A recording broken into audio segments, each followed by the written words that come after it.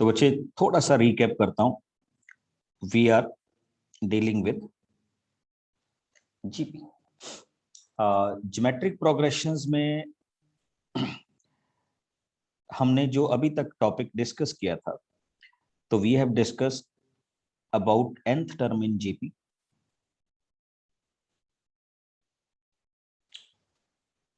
we have discussed sum of n terms in GP.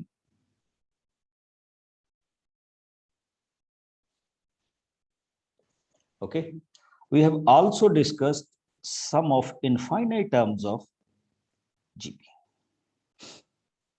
और इसमें हमने एक कंडीशन डाली थी कि R should be less than 1, तभी हम इनफाइनाइट टर्म्स का क्या करेंगे, डिफरेंस क्या करेंगे, फॉर्मेट करेंगे। ये कुछ क्वेश्चंस हमारे पास किस में चल रहे थे, जीपी में चल रहे थे। अगर कॉमन टर्म की बात करें तो इसी तरह से फिर हम एक और मॉड में आए थे बच्चे, which is called geometric mean.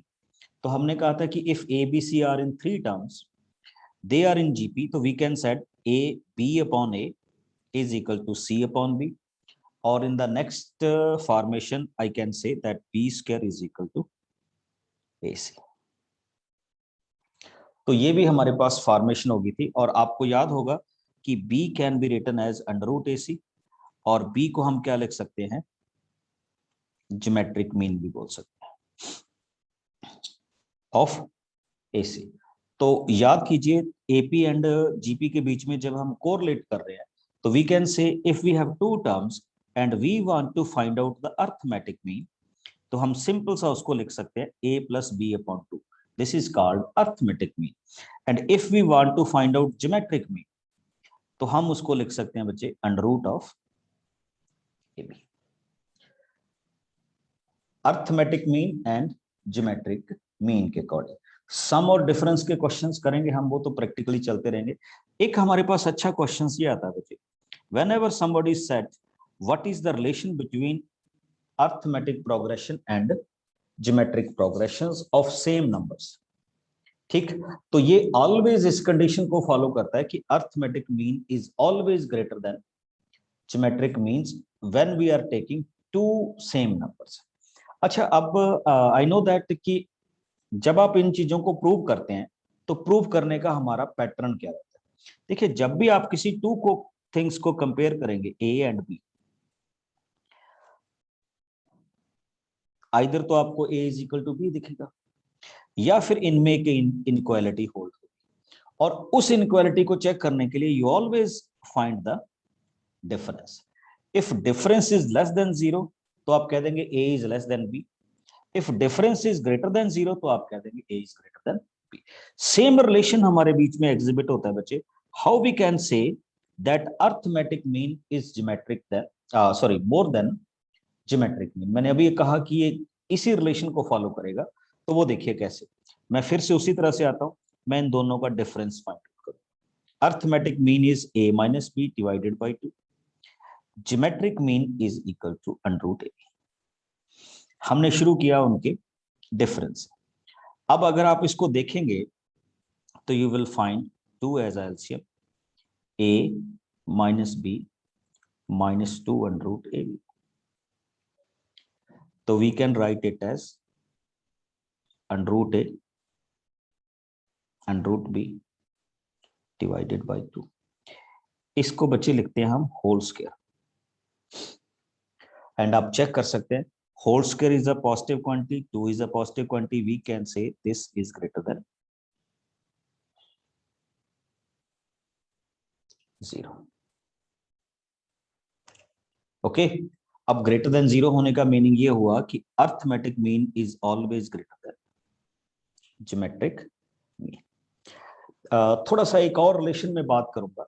हमने डिस्कस किया था कि when somebody says you any 3 terms of an AP, ये टर्म्स कंटिन्यूस होती हैं बच्चे। ओके, तो हमने इसको ऐसे डिस्कस किया था कि let the 3 terms be a minus D, a and a plus D. And when we are discussing 4 terms of an AP, तो we can write it as a minus D, a plus D and a plus 3d। तो फिर हम इसको discuss करते हैं। ठीक, तो अब हमारे पास इन क्वेश्चंस को जब हम डिफाइन करेंगे, ठीक, तो किस तरह से क्या करेंगे, डेफिनेशन में लिखेंगे। बच्चे एक ना यहाँ पे छोटी सी गलती होगी मेरे से, ये a प्लस बी होना चाहिए था, a प्लस बी होना चाहिए था, ये a माइनस बी का होल स्क्वायर ही होगा, इसको ठीक कर लीजिएगा। तो हम 3 टर्म्स और 4 टर्म्स ऑफ एपी के लिए ये सपोज करते थे। अब सेम पैटर्न क्या हो जाता है कि जब हमें परफेक्ट नंबर ना दे, देखो इफ ही सेड 4 5 6 10 11 12 13 14 15 20 21 22, तो एक अलग तरह का पैटर्न होता है। बट जब वो आपको इतना ही कहे कि 3 टर्म्स ऑफ जीपी, तो 3 टर्म्स ऑफ जीपी के लिए हम इस फॉर्मेट में जाएंगे। बच्चे ये नोट कर लेना, ये आपके काम आएगा। let the 3 terms of GP be A upon R, A and AR. And when we are talking about 4 terms of GP, so we can write it as A upon R cube, A upon R, AR and AR cube. ठीक, तो ये frame या ये किन terms के लिए suppose होगा, 3 terms of किसके लिए होगा, जीपी के लिए होगा। जब हम इनको क्या करेंगे, डिस्कस करेंगे या फाइंड आउट करने की कोशिश करेंगे। जैसे मैं एक क्वेश्चन ले रहा हूं, फिर हम इसके आते हैं इन क्वेश्चंस पे। जैसे एक क्वेश्चन देखिएगा जीपी के reference, and he said find the 3 numbers of GP. देखिए जस्ट ये कहा है 3 numbers of GP whose sum is 19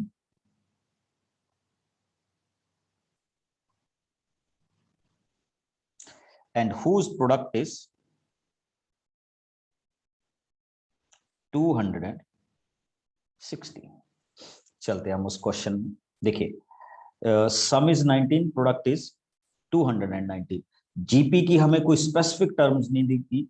yes, ये कहा गया कि 3 टर्म्स ऑफ जीपी है, तो definitely I will suppose A upon R, A and A are.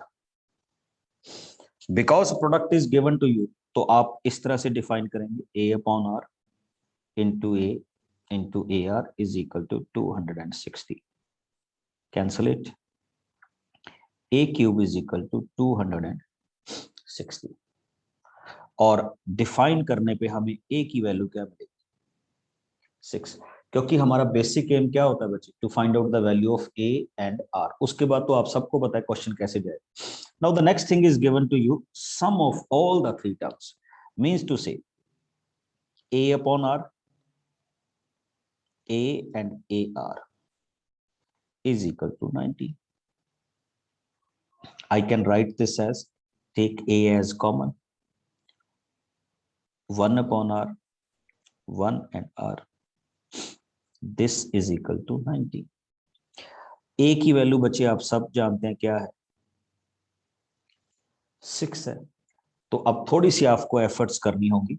Efforts किस सेंस में, टेक द एलसीएम r के लिए।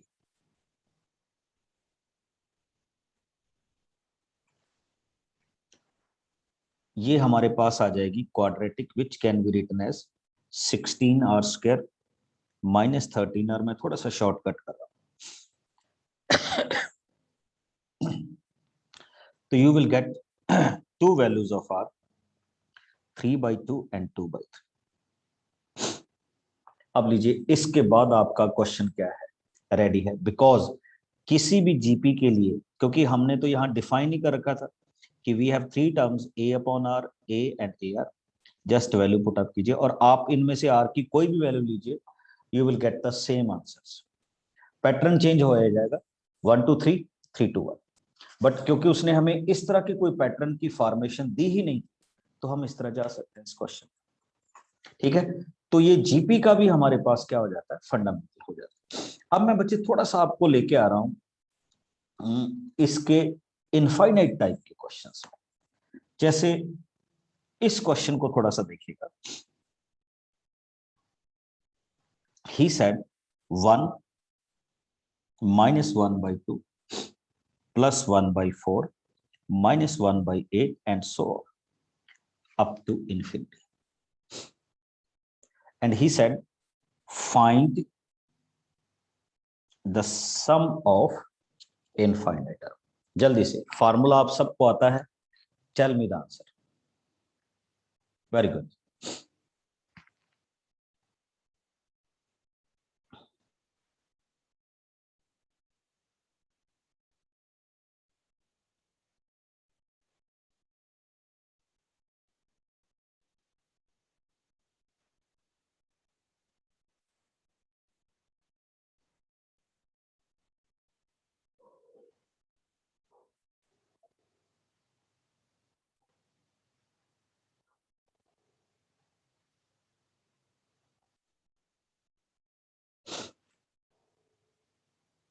बहुत अच्छे।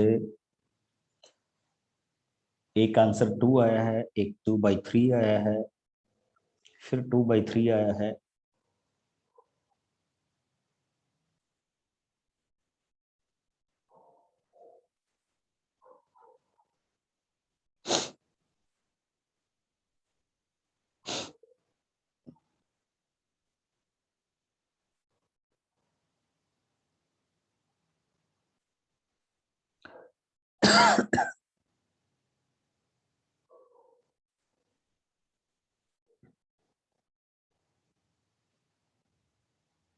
देखिए क्या होने वाला है इस क्वेश्चन में। Very good. आपके पास सबसे कॉन्फ़िगरेशन पहले तो आएगी कि a इज इक्वल टू 1। दूसरा, अगर आप r की वैल्यू डिफाइन करेंगे तो -1/2। मैंने आपको जस्ट फार्मूला एक बताया था कि फर्स्ट यू शुड इंश्योर कि आपके पास r की वैल्यू लेस देन क्या होनी चाहिए, 1 होनी चाहिए। अब I will write it as a/1 minus r, a as it is 1। तो अगर आप इसको सॉल्व करेंगे बच्चे तो your answer should be 2/3। Check कर लीजिए। और इसमें कोई भी क्या नहीं, कंफ्यूजन नहीं है।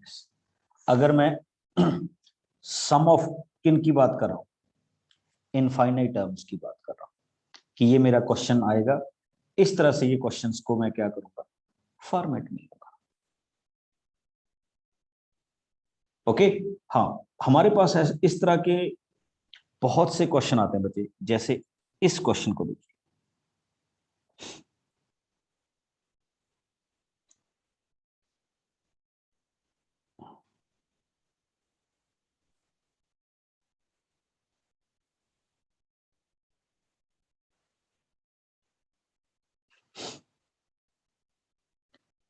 जब आप इस क्वेश्चन को सॉल्व करेंगे, you know that basis are same, तो पावर मस्ट बी एडेड, तो इट बिकम्स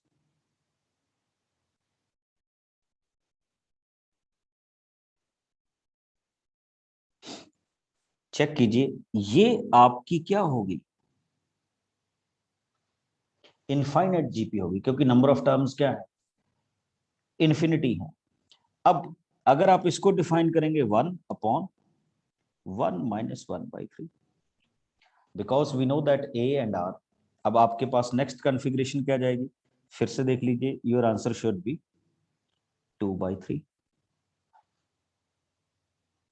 ओके। तो अब हम इस क्वेश्चन को क्या लिखेंगे, 9/2/3। This is my answer. अगर ये सॉल्व होके किसी परफेक्ट नंबर में आ सकता है तो लिख सकते हैं, अदरवाइज नो। तो ये हमारा क्वेश्चन है। अच्छा, अब अगर ये देखो बाई चांस ये क्वेश्चन हमारे पास 9/3/2 आ जाता, तो फिर आपका परफेक्ट नंबर हो गया था। 9 का स्क्वायर रूट 3, 3 का स्क्वायर 27, फिर इसका आंसर क्या बनता, 27। तो इस तरह की कॉन्फ़िगरेशन में भी हमारे पास क्वेश्चंस क्या है, बन जाते। एक और देखिएगा, बड़ा इंटरेस्टिंग क्वेश्चन हम इसमें एग्जीक्यूट कर रहे हैं। कई बार हमने देखा है इस क्वेश्चन को।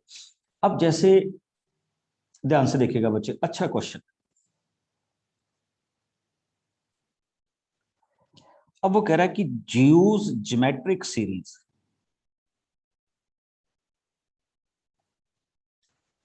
To express it into a P upon Q form where P and Q are co-prime। यानी हमने इसको डिस्कस करना है बच्चे किस फॉर्म, P upon Q की फॉर्म में। तो स्टार्टिंग कैसे हो, इंटरेस्टिंग किस वजह से है, देखिए I will write it as 0.5 plus 0.55, sorry 0.05, third term 0.005,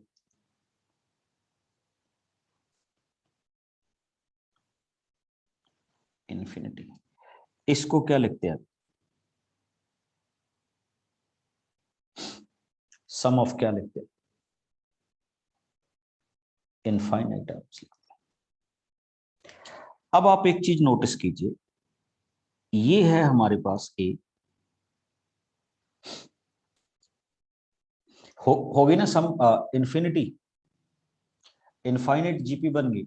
अब अगर ये इनफाइनाइट जीपी बन रही है तो we can simply write it is, ये हमारे पास ए है, और अगर मैं इसमें से किसकी वैल्यू डिफाइन करूं, आर की वैल्यू डिफाइन करूं, तो आप खुद देख सकते हैं कि आर शुड बी 0.1। चेक कर लीजिए, सेकंड अपॉन फर्स्ट कर लीजिए, थर्ड अपॉन सेकंड कर लीजिए, फोर्थ अपॉन थर्ड कर लीजिए। Now we come to our conclusion, a upon 1 minus r, तो हमारी वैल्यू क्या होगी बच्चे? 0.5, 0.9। और अगर आपको याद हो तो 9th एंड 10th क्लास में भी हम इसको एक्सप्रेस करते थे in the form of P upon Q, याद है? वहां पे हम करते थे कि let it be x, multiply करो तो it becomes 5.5.5 something, find the difference, 9x is equal to 5, तो x is equal to 5/9। But अब उसने हमसे किस में एक्सप्रेस करवाया? Infinite term. एक क्वेश्चन और बचे इनफाइनाइट जीपी के क्वेश्चंस में, what can you say about this? बस मेरे को इसकी जीपी बना के इसका ए और आर बताओ। Very good.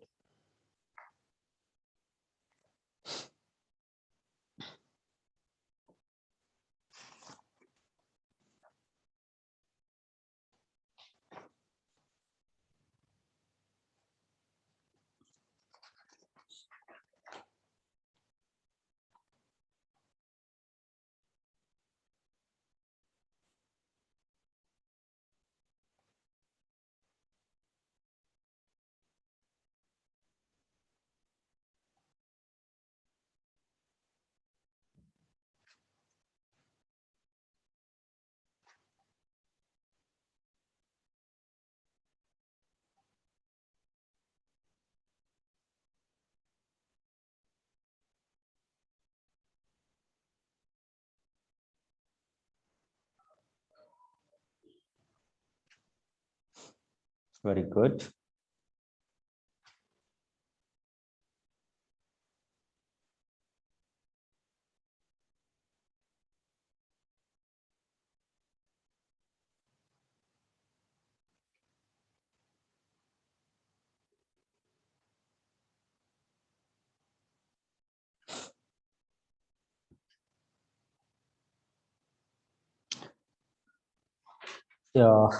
छोटी सी कंफ्यूजन आ सकती है अगर आप इसमें,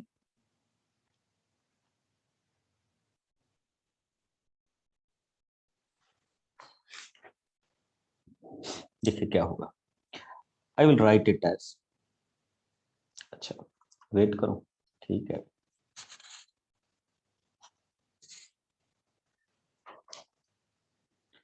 चलिए, अभी मेरे पास हुक्म हुआ है कि सर थोड़ा सा टाइम दीजिए।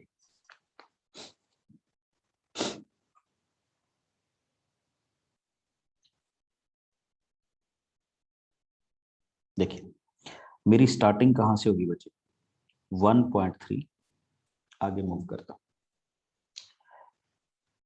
0.045,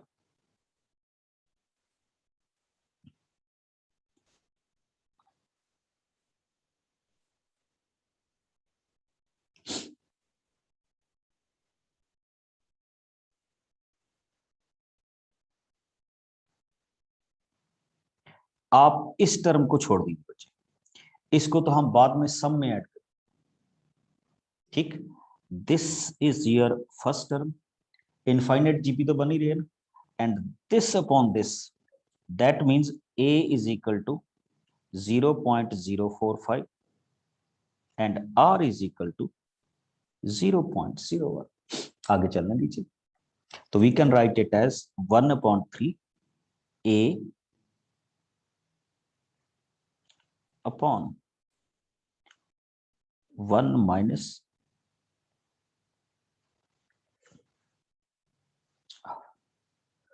सॉल्व कर दीजिए, you will get the answer. अच्छा, ये बिल्कुल उसी क्वेश्चन के आंसर के नियर अबाउट आएगा जिस तरह आप 10th में करते थे. Convert into this that and something else. Okay, इसमें आपके पास किसी टाइप का भी क्या नहीं होना चाहिए, कंफ्यूजन नहीं होना चाहिए when we are dealing with this question. अब देखिए, मैं ज्योमेट्रिक मीन आपके साथ डिस्कस कराया था. हो सकता है आपको ये switch topic arithmetic and geometric mean में ज्यादा टाइम ना लगाया जाए, बट हम इसको इसलिए कर रहे हैं क्योंकि आगे हमें थोड़ी बहुत जरूरत पड़ सकती है इन क्वेश्चंस की. अब एक क्वेश्चन बच्चे हमारे पास आता है when we are dealing with arithmetic mean and geometric mean. वो ये आता है जैसे हमने अर्थमेटिक मीन में किया था same. If he said add 3, 5 और 6 ज्योमेट्रिक मीन, कुछ भी कह सकता है. तो सपोज कीजिए उसने हमें क्वेश्चन दिया कि एड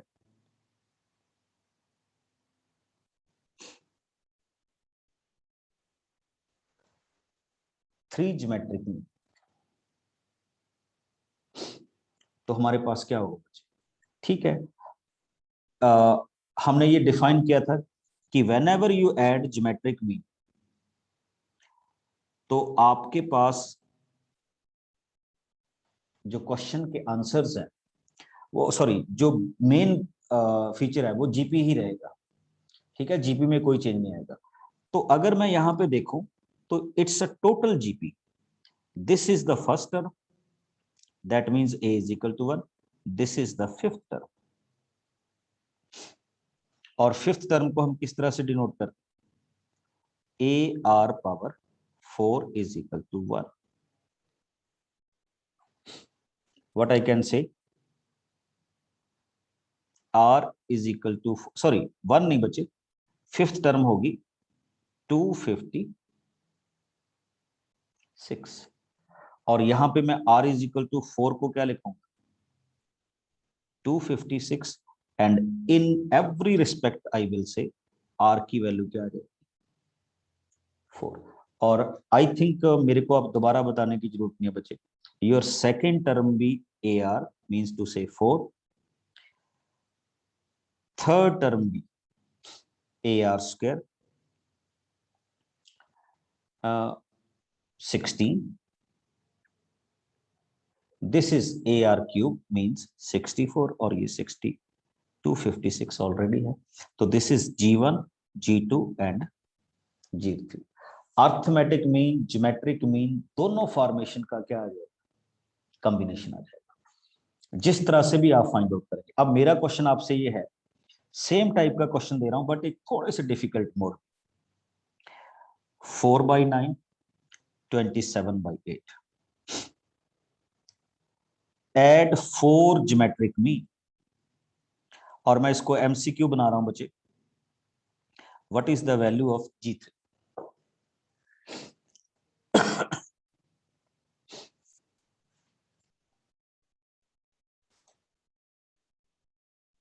करिए स्टार्ट.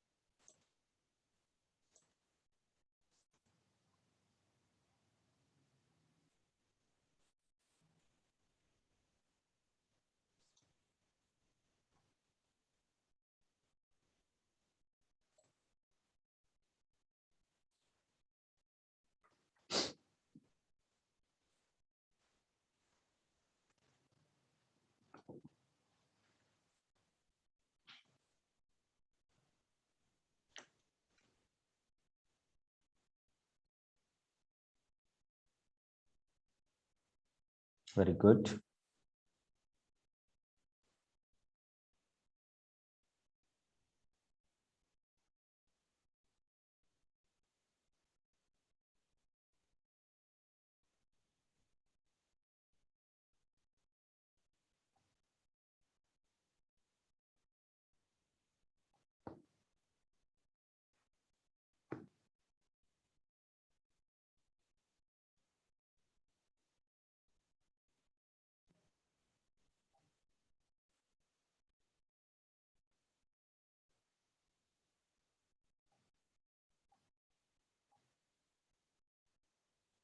ओके, चेक कीजिए। हाँ, कोई कंफ्यूजन नहीं बचे, उसी रेफरेंस में जाना है जिसमें हमने शुरू किया था। देखिए, if we add certain geometric mean, this is a, और ये आपके पास क्या है value, sixth term of GP, and we know that sixth term is equal to AR power 5 is equal to 27/8. So if I will write 4/9, so I can say R power 5 is equal to 27 into 9, 8 into 4, और मैं इसको simply define कर सकता हूं 3/2 का square. तो आपने यहाँ पे देखा कि R की वैल्यू क्या आई, 3/2। वैसे तो आप सारे ज्योमेट्रिक मीन फाइंड आउट कर सकते हैं, बट अगर मैं स्पेसिफिकली थर्ड में आऊं, तो थर्ड को जरा इस तरह से देखिए, ये गलती होने के चांस इसलिए होते हैं। देखिए, जैसे मैं अभी बोल रहा हूं, कैसे सेकेंड टर्म, थर्ड टर्म, और जो G3 है that is the fourth term, and fourth term का हमारा फॉर्मूला क्या होता है, AR³। तो आई कैन राइट 4/9, 3/2 का क्यूब मीन्स टू से 27/8। सॉल्व कर दीजिए बच्चे। तो सॉल्व होने के बाद ये वैल्यू आ जाएगी 3/2। ओके, हाँ, if you are dealing with G2 तो ये होगी AR², ये 1 हो जाएगा, एंड कैरी ऑन। इसी तरह से हम इन क्वेश्चंस को बेसिकली अर्थमेटिक और किसके बीच में कर सकते हैं, ज्योमेट्रिक मीन के बीच में कर सकते हैं। हाँ, कुछ क्वेश्चंस ऐसे भी होते हैं बच्चे, relation between arithmetic and geometric mean, जब वो कहता है कि arithmetic mean between two positive number is 32 and geometric mean between two number is 16, और हमसे एक्सपेक्ट करता है व्हाट आर द नंबर्स। देखिए, एक चीज आपको बता दूं कि अगर ये क्वेश्चन आपके पास एमसीक्यूज में आएगा तो आपको कोई प्रॉब्लम नहीं, 1 मिनट में आइडेंटिफाई कर दो, सॉल्व करने की भी जरूरत नहीं। But because we are in learning process, तो फिर कैसे चल रहा है, ठीक, सिंपल सी कॉन्फ़िगरेशन के साथ कि let us suppose two numbers are A and B। Arithmetic mean A+B divided by 2 is equal to 32. Geometric means √AB is equal to 16. I can simply say A plus B is equal to 64, or I can say AB is equal to 156. अगर question की बात करें तो आप सबको पता ही है क्या होने वाला है, instead of B fill it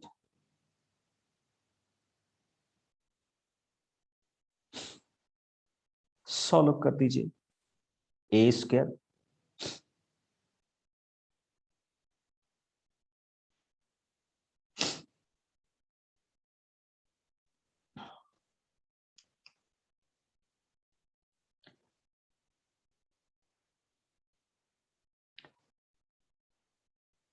एक मैं थोड़ी सी गलती कर रहा हूं बच्चे, यहाँ 34 था, अदरवाइज क्वाड्रेटिक में दिक्कत हो जाएगी। 34 था तो ये क्या आना चाहिए, 68, तो ये भी 68 आएगा। A² माइनस 68A प्लस, और एक चीज और थोड़ी सी गड़बड़ होगी, 16 का स्क्वायर 256 होता है, 256 इज इक्वल टू 0। अगर आप सॉल्व करेंगे तो you will get two values, either A is equal to 4 और 64। ओके, आप चेक भी कर रहे होंगे बड़े, और देखिए अगर आप 64 लेते हैं तो second value is 4, if you are choosing 4 तो सेकंड वैल्यू इज 64। अब आप इसको प्रैक्टिकली वेरीफाई कर लीजिए। अब देखो, अगर आपके पास ये एमसीक्यू आए और ये ऑप्शन हो तो आप विदाउट एनी थिंग इनको क्या कर सकते हो, सॉल्व कर सकते हो, कि मैं इसको अर्थमेटिक मीन लूंगा और इसको क्या लूंगा, ज्योमेट्रिक मीन लूंगा, and then we can prove it on कि हमारे पास इस क्वेश्चन में जाना है या इस क्वेश्चन में नहीं जाना। हाँ, आप में से बहुत सारे स्टूडेंट कह रहे थे कि सर हम स्पेशल सीरीज में आएंगे, बिल्कुल बच्चे स्पेशल सीरीज में करवाऊंगा आपको, हालांकि वो आपके सोल्यूशन का पार्ट नहीं है, सॉरी सिलेबस का पार्ट नहीं है, बट कुछ क्वेश्चंस ऐसे देखिए, आपकी बुक का बड़ा फेमस क्वेश्चन लाइक दिस 3, आपने किया होगा अगर आप इस टॉपिक को थोड़ा बहुत आपने रिवाइज किया होगा,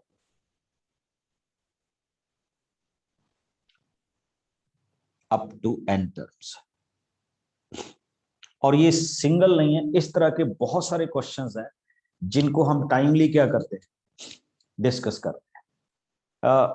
इनिशियली हमें ये क्वेश्चंस बताते हैं कि अगर आप इसको स्टैंडर्ड फ्रेम में चलेंगे तो आपको ना तो इसमें एपी दिखेगा, ना इसके लिए क्या दिखेगा, जीपी दिखेगा, ओके। बट अगर हम इसको थोड़ा सा चेक करेंगे तो हमें इसका आंसर मिलेगा जरूर। कैसे, देखिए एक terminology, let us suppose we can take 3 as common, तो हमारा ये क्या बन रहा है 1 11। ये बड़ा इंटरेस्टिंग फीचर है for this kind of questions.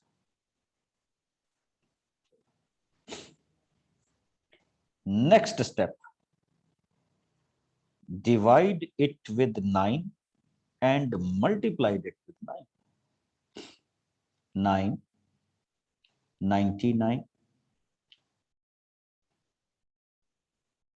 and so on.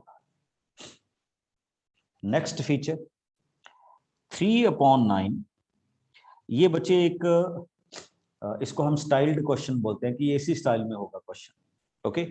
Now you can write this 9 as 10 minus 1, this 99 as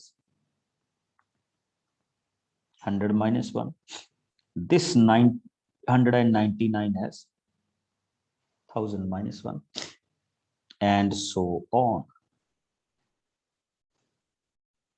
और यहां पे हम इसको एक देते हैं ब्रेक, ब्रेक मीन टू से 3/9, okay, no problem, 10, 100, 1000 and so on, separate them,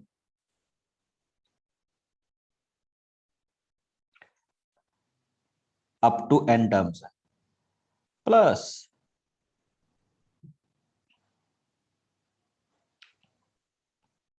-1, -1, -1 and so on। देखिए -1 प्लस -1 प्लस -1, अगर ये 3 टाइम हो तो I can write it as 3 times -n, but ये -1 -1 -1 n टाइम्स होगा तो I can write it as n times -1। और इसी पॉइंट को आपने ध्यान से देखना है, अदरवाइज आपका क्वेश्चन तो सॉल्व हो। देखिए I can write it as 3/9, 10, 100, 1000 and so on, a r power n -1 upon r -1 and -n। अगर आप इसको आगे फ्रेम में थोड़ा बहुत सिंप्लीफाई करना चाहें तो it's up to you, otherwise ये आपके क्वेश्चन का क्या होगा, आंसर होगा।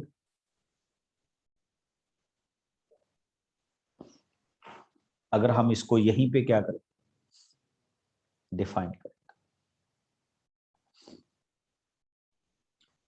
ओके। किसी को कंफ्यूजन हो तो पूछ सकते हैं बच्चे रिगार्डिंग दिस क्वेश्चन, अदरवाइज फिर हम आगे मूव करते हैं।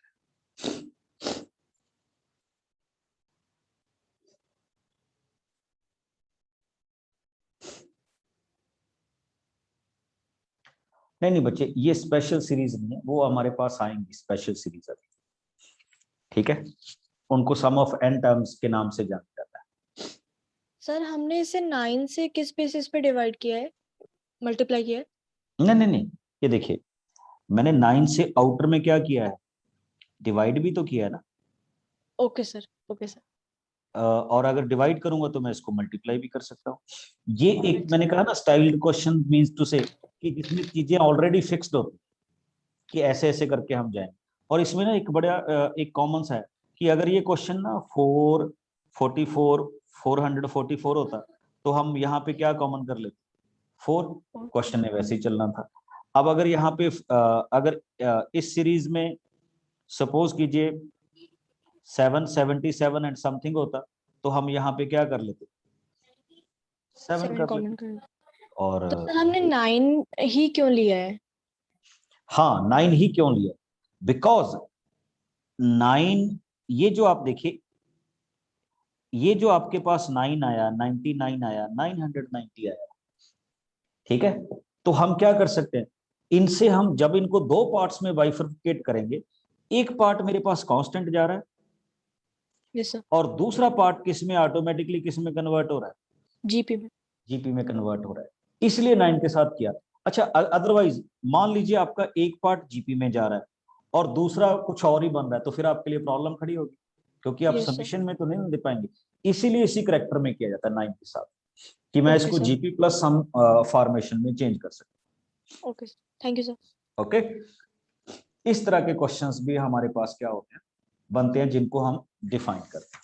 हाँ कुछ क्वेश्चंस और बचे एपी और जीपी के रेफरेंस में, मेरे ख्याल में प्रैक्टिकली तो हमने इनको सॉरी थ्योरेटिकली तो हमने इसको सारे फॉर्मेशन में कर ही लिया, बट कुछ क्वेश्चंस हैं जो मेरे माइंड में है कि सम से पहले मैं ये वाले क्वेश्चंस जरूर आपके साथ क्या करूंगा, डिस्कस करूं। अच्छा एक चीज और है, इसमें एक तरह के क्वेश्चंस को मैंने अभी ज्यादा टच नहीं किया, वो है स्टेटमेंट टाइप के क्वेश्चंस। आपने 10th में भी देखे होंगे कि आपको एक स्टेटमेंट सी दी जाएगी, उस स्टेटमेंट को आप कन्वर्ट करेंगे तो वो आपको अल्टीमेटली किस में देखे जाएगी, आइदर इन एपी और इन जीपी, या किसी स्पेशल सीरीज में, फिर हम उसको क्या कर लेंगे, अलग से बना देंगे and then we got the answer. ठीक, तो ये हमारे पास किसका फॉर्मेशन रहता है, एपी एंड जीपी का फॉर्मेशन रहता है। हाँ जी, अब अगर आपका कोई क्वेश्चन हो तो जरूर पूछिए, अदरवाइज मैं थोड़े से क्वेश्चन एनसीईआरटी में करूंगा। अब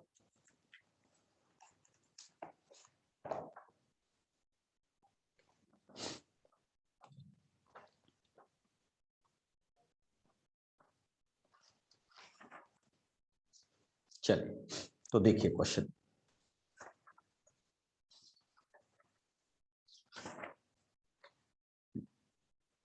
एक आपकी बुक में क्वेश्चन आता है बच्चे, if f of x plus y is equal to fx and fy, this is given to you, and he said f1 is equal to 3 and summation of x from 1 to n where fx is equal to 120, what is the value of n। देखिए अगर मैं initial question को देखूं तो मैं किसी तरह से भी गेस नहीं कर पा रहा कि दिस इज एन एपी और this is an GP, but हम जिस तरह से फंक्शन को कोरिलेट करते हैं हम चलते हैं। पहली बात तो देखिए ये क्या कहा गया है, ये कहा गया है f1 plus f2 up to fn,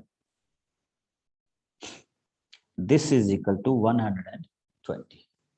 मेरे को बताना ये ऐसे कितनी टर्म्स हैं, तो लीजिए f1 तो आपने बड़ा प्रैक्टिकली आपको दिया गया था। अब हम नेक्स्ट में चलते हैं कि f1 की वैल्यू तो 3 है, f2 को हम कैसे डिसाइड करें। ये जो बच्चे दिया गया ये आपकी सोल्यूशन करेगा। I can write this f2 as f1 plus 1, तो आप देख सकते हैं इसी फार्मूले में मैं इसको दो पार्ट्स में बाइफरकेट कर सकता हूं। I can write it as f1 dot f1, ये 3 को रिप्रेजेंट करता है, ये भी 3 को रिप्रेजेंट करता है, तो इट मींस 3 into 3 क्या हो गया, 9। Come on to next phase. If I want to find out f, तो I can simply write it as 2 plus 1 और 1 plus 2, ये दोनों ऑप्शन में जा सकते हैं, तो I can write it as f2 and f1। f2 की वैल्यू आपके पास ऑलरेडी 9 है और f1 की वैल्यू 3, तो आपकी थर्ड टर्म किसको रिप्रेजेंट करेगी, 27 को। और आई थिंक मेरे को आप पूछने की जरूरत नहीं है, आप समझ गए होंगे what is going on. This is a GP और it is given to you कि इस जीपी का सम क्या है 128। तो what we will do, we will write 8, we will write r, we will write sum of n terms. This is given in your question directly or indirectly. अब आपने n find out करना है और मेरे ख्याल में, मेरे को लगता है कि आप करीब, ठीक है। सम ऑफ n टर्म का फॉर्मूला यूज कीजिए एंड फाइंड इट आउट।